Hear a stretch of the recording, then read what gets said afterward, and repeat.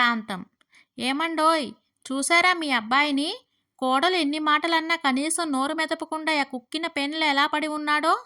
భర్త. అచ్చం నాలాగే అనమాట. అసలే నోట్లో నాలుక లేనోడు ఎలా బతుకుతాడో అనుకున్నా. పర్వాలేదు. నాలా సంతోషంగానే బతికేస్తాడు.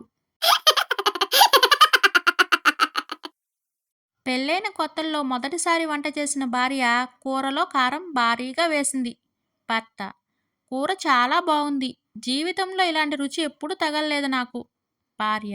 మరి ఎందుకు ఏడుస్తున్నారు? భర్త. ఇది కన్నీరు కాదు, ఆనందం. భార్య. సర్లే, కూర మొత్తం మీరే తినేయండి. భర్త. బాబోయ్! అంత ఆనందం తట్టుకోలేను. సుధీర్. అరేయ్! మా ఆవిడ హాస్పిటల్లో ఉందిరా చందు.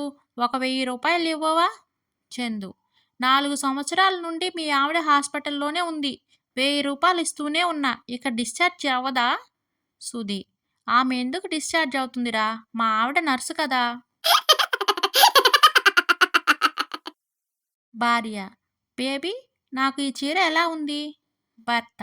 నువ్వేది కట్టుకున్నా దానికే అందం వస్తుంది బేబీ. భార్య. నిజమే. నిన్ను చేసుకున్నాక నాకు అలాగనిపించింది. గిరి. సార్, మీరు ఇంటి దగ్గర కూడా ఆఫీస్లో లాగా సింహంలా ఉంటారా?